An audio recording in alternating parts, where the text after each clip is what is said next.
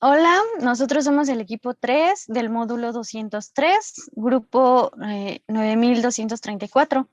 Nosotros vamos a exponer acerca de los conceptos básicos y principios psicométricos de la evaluación neuropsicológica.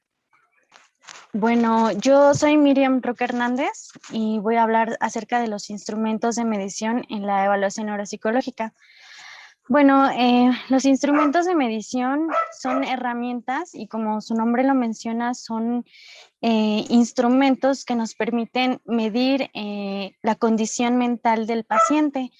Esto con la finalidad de generar un análisis cognoscitivo y de describir su funcionamiento en el paciente. Estos instrumentos nos arrojan datos cuantitativos y cualitativos dentro de en donde se encuentran los test, las pruebas psicométricas, pruebas de fluidez verbal y prueba de evaluaciones psicométricas. Estos como ejemplos, pero pues hay una variedad de instrumentos que nos permiten hacer esta medición. Bueno, hola, yo soy Itza Carolina Echenique Chávez y pues ahora les voy a explicar un poco sobre cuál es el papel de la prueba psicométrica, que pues sabemos que es una prueba importante para la evaluación neuropsicológica. Y entonces para poder entender esto, pues vamos a tener que saber que esta prueba nos va a permitir generar un panorama amplio de la condición o alteración que pueda estar teniendo el paciente al que estamos consultando. Esto quiere decir que nos va a permitir encontrar detalles en cuanto a las características de sus facultades y habilidades que en ese momento queramos analizar. Por lo tanto, pues nos va a ayudar esta prueba psicométrica a identificar, como ya les mencioné, alguna alteración, algún déficit o algún daño neuropsicológico, y además pues nos va a brindar la oportunidad pues de realizar comparaciones entre distintas pruebas realizadas en el paciente mediante la utilización de información cuantitativa y medible, que es el tipo de información que nos va a brindar esta prueba psicométrica. Y entonces, este análisis de los datos que vamos a hacer tras obtener los resultados de la prueba psicométrica, pues nos va a permitir, nos va a ayudar posteriormente para tener las herramientas necesarias para poder realizar un diagnóstico adecuado de exactamente qué tipo de alteración tiene el paciente, así como pues igualmente darle el tratamiento y rehabilitación o seguimiento que el paciente requiera. Hola, yo soy Rodrigo Zúñiga.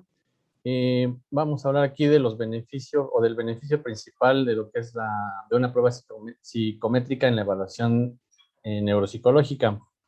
Esta es una parte de una herramienta que nos proporciona una medición de atributos o habilidades que en la evaluación psicológica se van a medir para que junto con otras herramientas se pueda mejorar o dar un panorama más completo del sujeto o sujetos de estudio en el caso de los grupos, para poder determinar un problema, hacerlo más personalizado y así poder al final determinar un diagnóstico más preciso y eventualmente un tratamiento.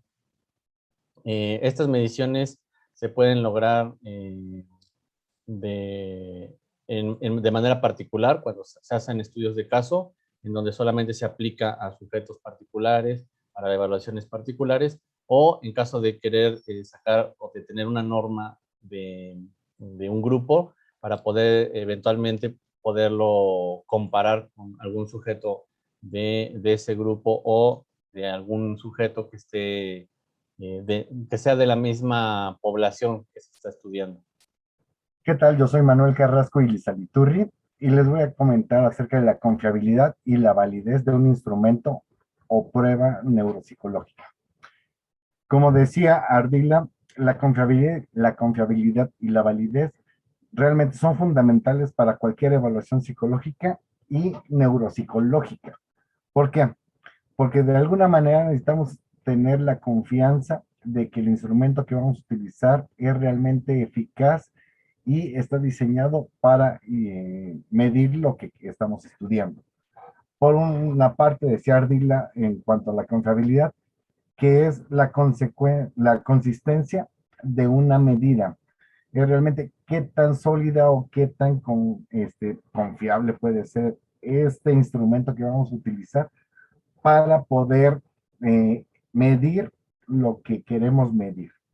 Esto es, dice, un puntaje obtenido de una persona o prueba. Esto es que en algún momento se genera un indicador para poder medir la confiabilidad de un instrumento que debe generar un porcentaje cercano a 1, un puntaje cercano a 1. Y hay diferentes maneras de poder calcular la confiabilidad de una prueba. Existe la prueba T, la confiabilidad de interevaluador, las formas paralelas y las de mitades. Eso es como para ver que nuestro instrumento es sólido realmente. Ahora, ¿qué tan válido es? Pues también dice que es la capacidad de una prueba para medir lo que se supone que tiene que medir.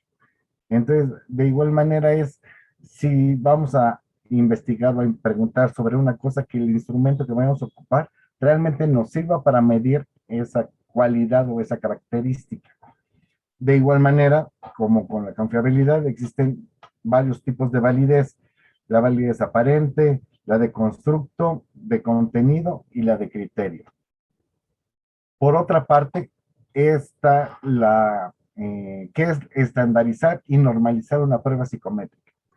En cuanto a estandarizar, dice que se aplique una prueba tal y como está estipulada en el procedimiento. Esto es, que así como está diseñada, se evalúe y se aplique en todos los casos de la misma manera. ¿Para qué? Para que pueda ser medible, comparable o acumulable con otros levantamientos, con otros estudios o con otros sujetos. Entonces, sí es como bien importante que la prueba esté estandarizada. Por otro lado, el normalizar la prueba psicométrica es observar la estabilidad de la información entre las respuestas de un grupo estudiado. ¿Esto qué es? Que se corren ciertas pruebas para medir principalmente la media y la desviación estándar, para identificar cuál es el comportamiento de la muestra y luego poder ver las respuestas sujeto por sujeto para ver qué tanto cambia en cuanto al grupo con cada sujeto, para poder encontrar como los puntos en común, así como las cuestiones que son diferentes o individuales a cada sujeto. Y bueno, yo nuevamente soy Carolina y pues les voy a explicar ahora dos conceptos que también son muy importantes en la evaluación neuropsicológica, y estos dos conceptos pues son el de sensibilidad y especificidad. Entonces, cuando hablamos de sensibilidad, pues nos referimos a la capacidad o probabilidad o incluso al nivel que tiene una prueba para tener precisión o efectividad suficiente para poder detectar el daño o alteración que esté presente en el paciente al que estemos estudiando. Y por otra parte, pues el concepto de especificidad va a implicar también una probabilidad, pero en este caso implica la probabilidad de que existe de detectar la ausencia de anormalidades en el paciente. Es decir, se van a obtener verdaderos negativos. Esto pues quiere decir que mientras más especificidad tenga una prueba, mayor posibilidad va a haber de que se clasifique correctamente a un paciente como sano. Por lo tanto, pues la especificidad va a evitar o disminuir la probabilidad de que se obtengan falsos positivos. Hola nuevamente, Rodrigo.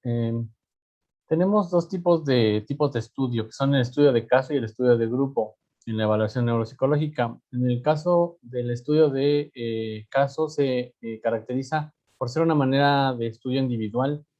Debe contener una narración detallada de la persona que se está estudiando, un historial también de esta misma, y nos ayuda a hacer una recopilación de datos. Normalmente este tipo de estudios se utiliza para casos muy particulares que a lo mejor no requiera un comparativo en ese momento, pero que requiere entender más al sujeto de estudio. Y en el caso de los estudios en grupo, es de manera colectiva, se hace en grupos con características muy similares, es decir, si se está estudiando la población en una colonia, no sé, que tiene algún problema en general, se trabaja dentro de ese contexto, no se hace de manera como más controlada, sino que se mantiene en el contexto del grupo. La variación de datos puede ser un poco variada, pero al recopilarla se consolida y se puede integrar un estándar o una norma de ese grupo, para que posteriormente, a lo mejor, si se hace un estudio de caso, pueda haber esa comparativa y poder determinar si hay alguna desviación o anormalidad en el caso particular. Muchas gracias. Mi nombre es Roberto Cabello. Como hemos visto, la utilidad de la evaluación neuropsicológica con base en todos los puntos anteriores permite determinar, diagnosticar si los cambios o la disfunción que se está presentando en el paciente tiene una correlación con un problema, un deterioro neurológico, con trastornos del desarrollo o bien con patologías psiquiátricas. Establecer esa diferencia en cuanto a las disfunciones permite justamente determinar una correlación entre los aspectos biológicos, entre los aspectos fisiológicos del sistema nervioso con relación a los resultados de las pruebas. A su vez, también la evaluación neuropsicológica permite conocer si los cambios emocionales, cognitivos o funcionales van a tener una evolución a lo que se conoce como la prognosis médica, es decir, anticipar cuál será la evolución de la patología que se está presentando con la finalidad de poder atacarla y poder limitar los efectos que pues va a tener la evolución en cuanto al deterioro de las funciones tanto cognitivas como emocionales como funcionales. En un cuarto punto, pues establecer un plan de rehabilitación en el que incluso puede servir en un aspecto educativo o vocacional para que el paciente pueda educarse, pueda rehabilitar todas sus funciones cognitivas e incluso para aspectos de materia legal para permitir que el paciente pueda garantizar su funcionamiento o como un ciudadano. Es cuanto.